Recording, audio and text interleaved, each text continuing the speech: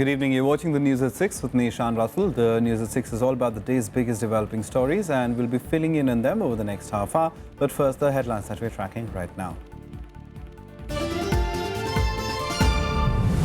Special Court convicts 24 of the 66 accused in the Gulbarga Society massacre, acquits 36 others for the lack of evidence.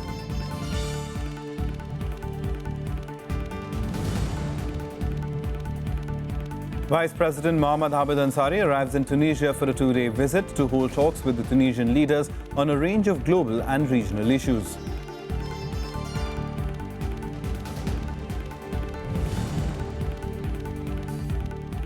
Big setback for the Congress party. Ajit Joki quits the party, says he will float a new one in Chhattisgarh.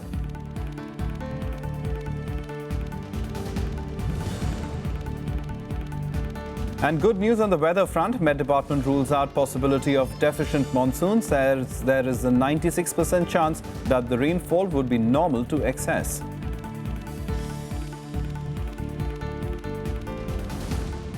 A top story this evening, the verdict in the long-pending Gulbarga Society massacre case was pronounced today. A special court convicted 24 accused and acquitted 36 others. The quantum of sentence for the accused will be pronounced on Monday. Mixed reactions to the verdict have been coming in. While political parties welcomed it, the main petitioner in the case, Rajya Jafri, expressed dissatisfaction. A special designated court on Thursday convicted 24 of the 66 accused in the Gulbarga Society massacre case. The incident that took place during the 2002 post-Godhra riots involved the killing of 69 people, including former Congress MP Ehsan Jafri.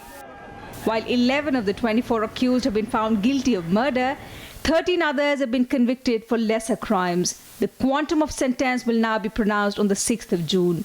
We will go to the High Court so far as the 11 major convicts are concerned, and other certain people, whatever they may be convicted, they stand chance to be released on bail if they are convicted for up to 3 years. 36 others were acquitted due to lack of evidence.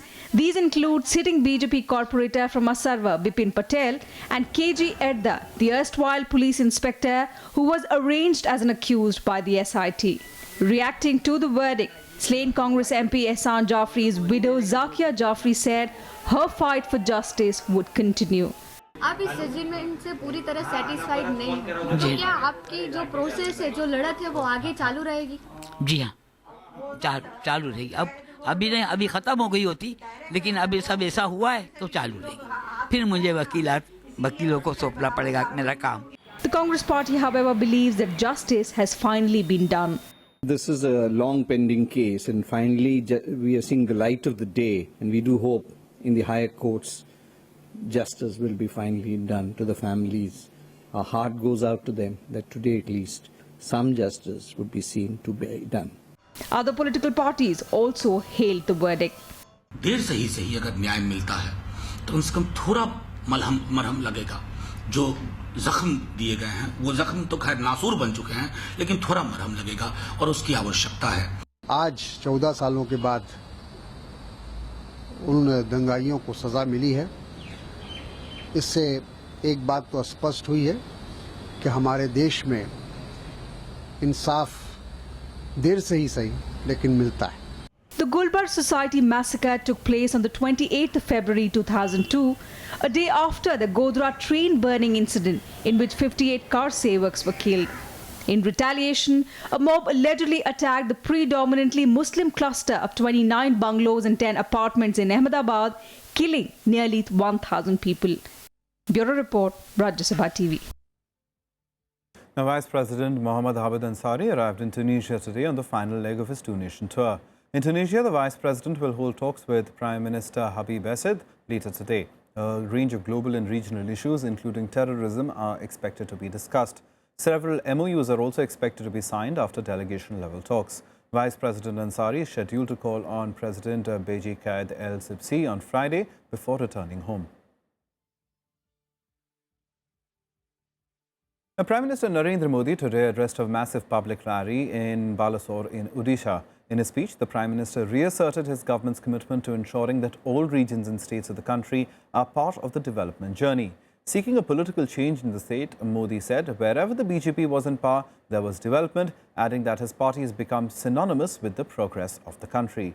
He also sought the people's cooperation in making India poverty-free, also taking a swipe at the Congress's Garibi Hatao slogan. He pitched for the Beti Bachao Beti Padhao campaign, urging people to change their mindset about gender equality. This was Modi's third visit to Odisha this year and the fourth since he came to power in 2014. आप वो राज्य है जिसके पास भरपूर प्राकृतिक संपदा है, लेकिन उसके बावजूद भी क्या कारण है कि गरीबी हमारा पीछा नहीं छोड़ती है। हमारा मकसद है हिंदुस्तान का पूर्वी छोर, चाहे उड़ीसा हो, पूर्वी उत्तर प्रदेश हो, बिहार हो, बंगाल हो, असम हो, नॉर्थ ईस्ट हो, वहां पर सबसे ज्यादा विकास की आवश्यकता है। The former Chhattisgarh Chief Minister and veteran Congress leader Ajit Jogi quit the party today. Jogi now plans to float a new party which would aim to bring down the Raman Singh-led BJP government in the state. In a big setback to the Congress, former Chhattisgarh Chief Minister and senior Congress leader Ajit Jogi has quit the party. Making the announcement, Jogi alleged that the Congress was working like the B team for the Raman Singh-led state government. He said that he had no choice but to quit to improve the state's condition. The development is also being seen as one of the first signs of protest against Rahul Gandhi's impending elevation as Congress president. कि रमन सिंह को अगर हराना है तो एक ही तरीका है कि मुझे खुद नेतृत्व करना पड़ेगा, और जैसा आपने चारों तरफ देखा भी है, खूब समर्थन मिल रहा है।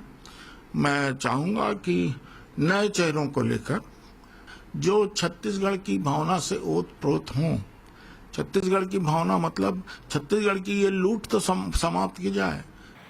While the BJP has lauded Jogi's move, the Congress party maintains that the former chief minister was facing disciplinary action for speaking against the party and that his resignation would make no difference to the party's prospects.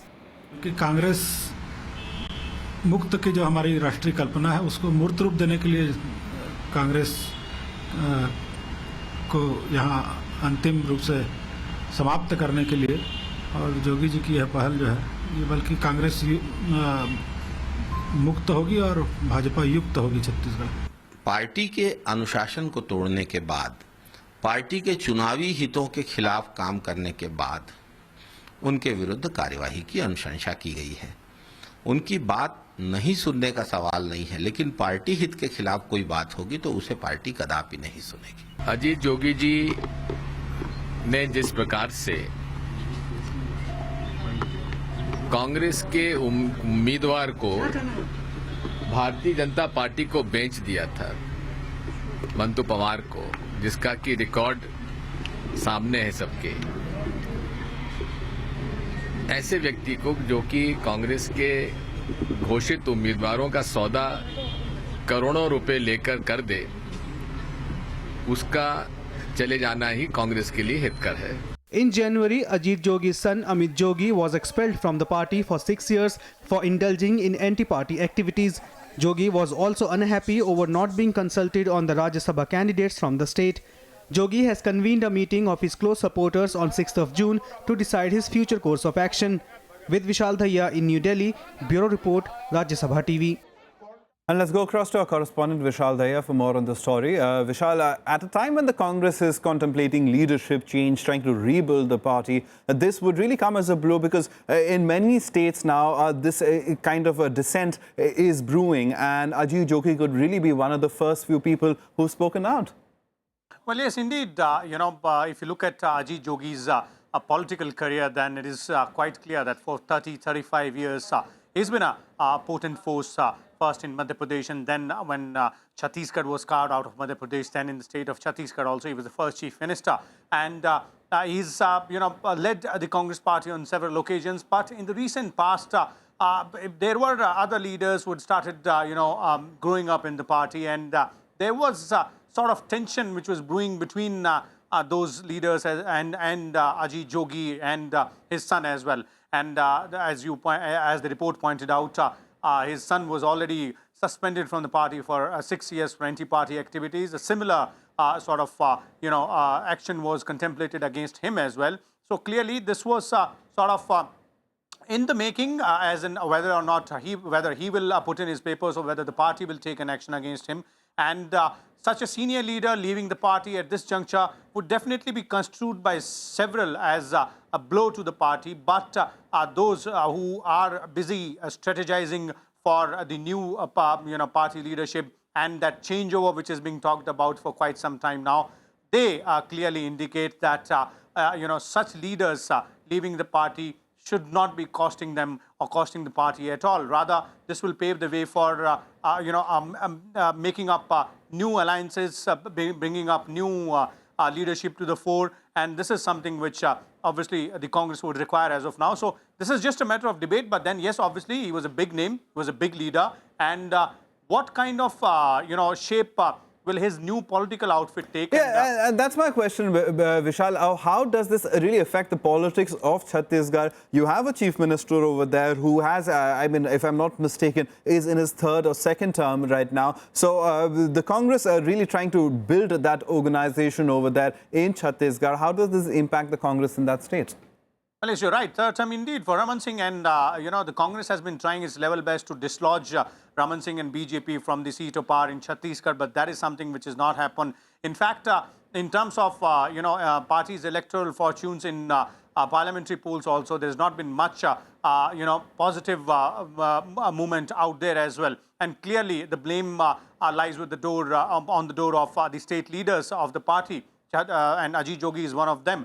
But his announcement of, forming a separate party and whether or not that separate outfit will, in some way or the other, dent the prospects of the Congress will very much depend upon who all can he bring along with him to that new political outfit, and how will that political outfit be taken by the people of Chhattisgarh. The first test would come into the local elections, which are not that far away. All right, Vishal, we'll leave it there. Thanks very much for that update. Now, India's youngest state, Telangana, turns 2 today. The day also marks a milestone for Chief Minister K. Chandrasekhar Rao.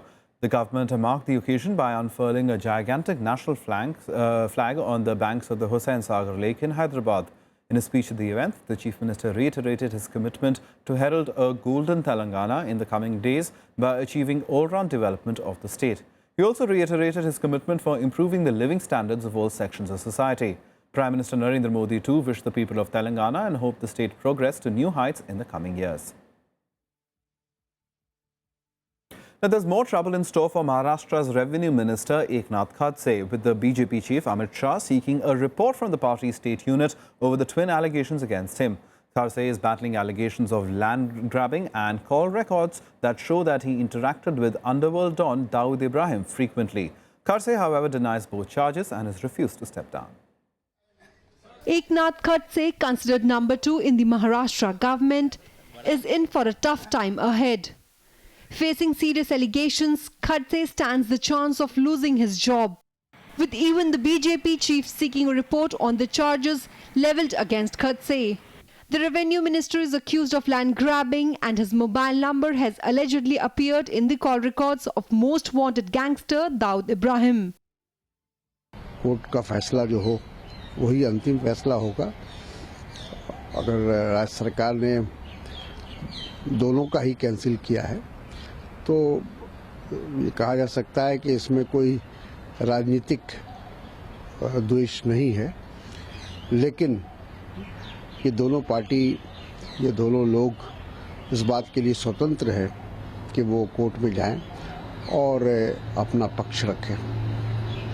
A ethical hacker has proved, and the matter is now sub judice, that there were telephone conversation between dreaded terrorist Dawood Ibrahim and Eknath Khadseji's cell phone. Why is an explanation not being given? Why only clean chits are being given? Why the matter is not being investigated thoroughly, and why should Eknath Khadse not be dismissed till then? Discussions on the matter have been taking place at the highest level, with Amit Shah having already met with the Prime Minister.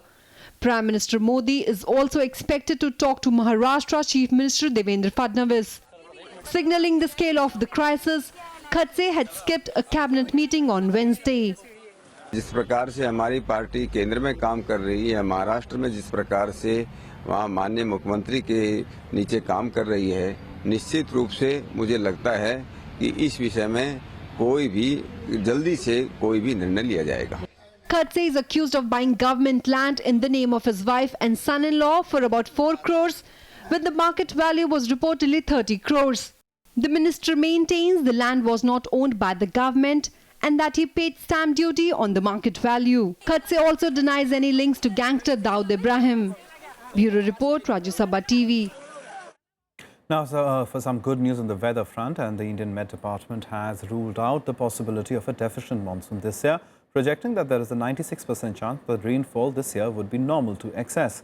The Met Department also said that both North and West India will receive 108% rainfall, while central and southern parts of the country will receive 113% rainfall. Monsoon rains are also expected to hit Kerala in the next 4 to 5 days and will proceed over the Bay of Bengal in the next 48 hours. But the IMD also predicts heavy rains and thunderstorms over Himachal Pradesh, Uttarakhand, Bihar, Jharkhand, West Bengal, the northeastern states and coastal Andhra Pradesh during the next couple of days. It also predicted thunderstorms accompanied with squall over Punjab, Haryana, Delhi, eastern Rajasthan and Uttar Pradesh in the next few days. Monsoon 2016 की वर्षा के सामान्य या उससे अधिक होने की संभाव्यता 96% है तथा न्यून यानी डेफिशिएंट रेनफॉल होने की संभाव्यता नगण्य है. Conditions are congenial for onset of monsoon to happen from 4 to 5 days from now. A forest fire broke out in Jammu and Kashmir's Rajouri district in the wee hours of Thursday, damaging acres of forest land. Huge plumes of dark smoke were seen all over the sky, resulting in panic among residents. Forest Guard personnel toiled hard to contain the inferno as fire tenders could not reach the spot, leading to the fire spreading. The repeated incidents of forest fires in Rajouri over the last week have put wildlife, flora and the environment of the area under serious threat. रात को 11-12 बजे आग लगाई तो हम पूरी रात को यहीं पर इसको बुझा रहे हैं और हवा चल रही है बहुत ज़्यादा. हवा से कंट्रोल नहीं हो पा रही. हम पूरी कोशिश कर रहे हैं, पूरा डिपार्टमेंट हमारा लगा हुआ है. Some more national news stories now nationwide. The mortal remains of 2 army officers and jawans who were killed in the fire at the central ammunition depot in Pulgaon were flown to their native places this morning. The mortal remains were brought to the Dr. Babasaheb Ambedkar International Airport from Pulgaon, while 3 of them were sent to Delhi, 1 was sent to Mumbai. Kerala Chief Minister Pinarayi Vijayan and other newly elected members of the 14th Kerala Assembly today took oath as legislators. Pro-Tem Speaker S. Sharma of the CPIM administered the oath to the members. The new Speaker of the Assembly would be elected on Friday.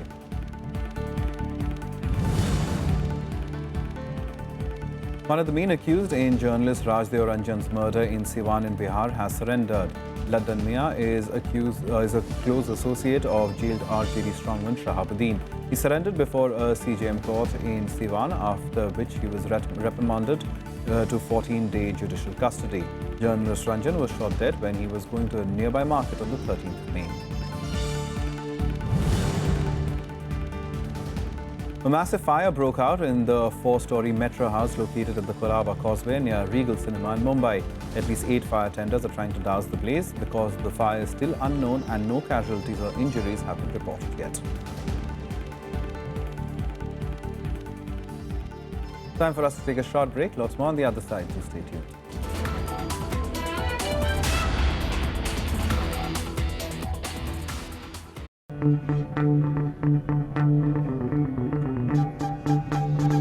Art arisen from a multi-hued cultural canvas.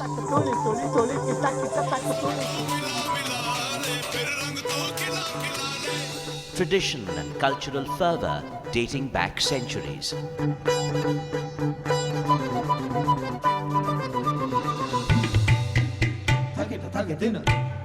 And encircling them all, there's a magic that awes. Embrace your nation's brilliant human warmth.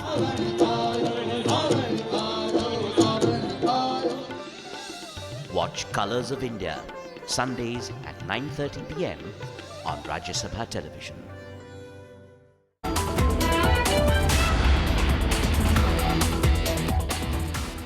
Welcome back. You're watching the news at 6. Some international news now.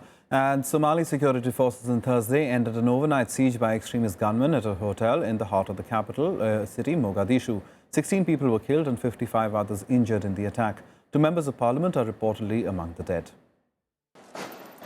Somali security forces ended the bomb and gun attack by militants on a central Mogadishu hotel after over 12 hours of fighting. At least 16 people were killed and 55 others wounded. Several of those injured were seen staggering along the roadside as cars burnt nearby. The assault started when a vehicle laden with explosives detonated outside the 6-story Ambassador Hotel on Wednesday evening, followed by gunfire by 3 militants. According to reports, all 3 militants were killed in the siege that ended early on Thursday. Islamist militant group Al-Shabaab claimed responsibility for the attack. waxaana jeclahay inay intaas ku ekaato dhaawacii isbitaal Madiina tagay qaarkood waa laga soo saaray oo dhaawac fudud buu ahaa qaarkood wali waa ku jiraan ayadana qiimeyn baan ku sameeynaynaa haddii Ilaahay raali ka noqdo dadka hotelka laga badbaadiyay waa ilaa dad 59 qofood dhan waxaa sidaas oo kale taan tacsi u direeyaa. The attack happened shortly before the arrival of Turkish President Recep Tayyip Erdogan in Mogadishu. This is not the first time the city has witnessed such an attack. In February, at least 9 people were killed when Al-Shabaab fighters set off a car bomb at a gate of a popular park near a hotel in the capital. Al-Shabaab, which seeks to topple Somalia's government, was driven out of the capital by the African Union Force in 2011 and last year was ousted from the strongholds elsewhere in the south.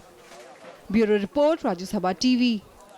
Amid concerns of civilian safety in the city of Fallujah, Iraqi forces have slowed down their offensive against the Islamic State militants. The Iraqi troops are now advancing from the northwestern outskirts of the city after holding their positions in the southern suburb of Nemia for the last 2 days, where they faced an intense fight back from the armed group. The Iraqi army has slowed down its assault on Fallujah in the face of mounting concerns for the fate of trapped civilians and resistance from the Islamic State militants. As many as 50,000 people are feared to be trapped inside the city, which is fast running out of supplies. The United Nations has said the Islamic State was using civilians as human shields, slowing down progress.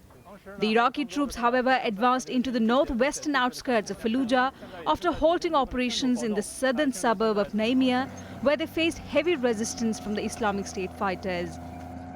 فلوجة لا زال أكثر المدنيين أعداد المدنيين يخرجون من فلوجة أعداد قليلة. احنا أعطينا خيارات للمدنيين داخل فلوجة، أما يخرجون وفرنا مناطق آمنة أو ممرات آمنة أو يبقون في بيوتهم. However, despite recent advances on Islamic State strongholds, political analysts say no significant breakthrough has been made yet in the fight against the group. Analysts have attributed the involvement of different parties in the fight, including the United States, Russia, Turkey and Iran, in further complicating the war.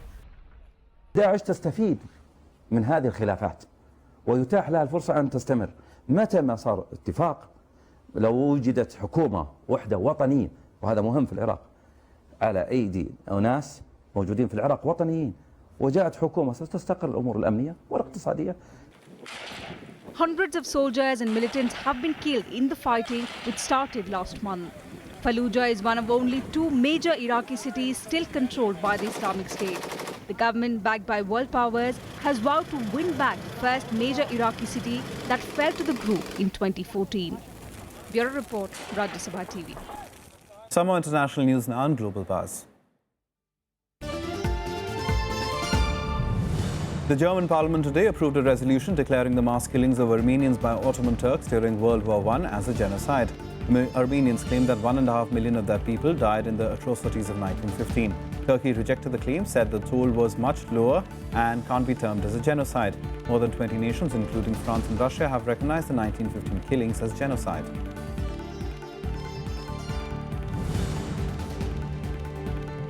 At least 5 people were killed in floods in the southern German state of Bavaria. Search and rescue teams recovered bodies of 3 people who had been trapped in a house in the Bavarian town of Simbach am Inn.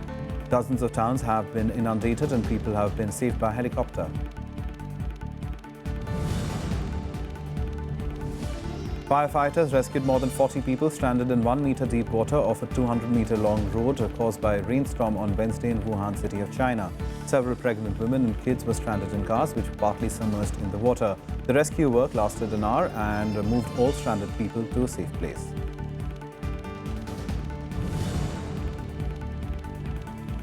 At least 15 people have been killed and more than 125 injured when a powerful windstorm that swept through Pakistan's Khyber Pakhtunkhwa province. The fatalities were mainly caused by fallen trees, signboards and electricity poles, along with incidents of roofs collapsing. Time now for all the sports action in Sports Beat. Ace shuttler Saina Nehwal has advanced to the quarter-final of the Indonesia Open. 3-time champion Saina defeated Indonesia's Fitrani 21-11, 21-10 in the second round of the women's singles. She is the lone Indian left in the tournament as the women's doubles and the men's doubles pairs suffered contrasting defeats on Thursday.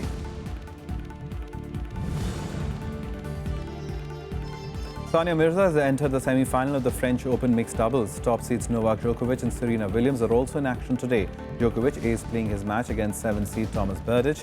He has a career dominance of 23-2 over Berdych. Defending women's champion Serena will face Kazakhstan's Yulia Putintseva in the quarter-final clash. Williams is chasing a 4th French Open and an Open-era record equaling 22nd Grand Slam title. Argentine football star Lionel Messi arrived in Barcelona's High Court on Thursday to testify on tax evasion charges. Messi and his father, Jorge Horacio Messi, are accused by the Spanish tax office of defrauding the government of 4.2 million euros between 2007 and 2009. They could face jail terms of up to 22 months if found guilty.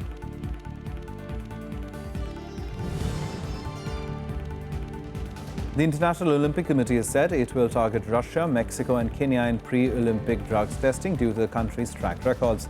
The move aims to root out cheats ahead of this year's Rio Games. The IOC has also doubled the budget allocated for pre-Olympic testing from $5 lakh to $10 lakh.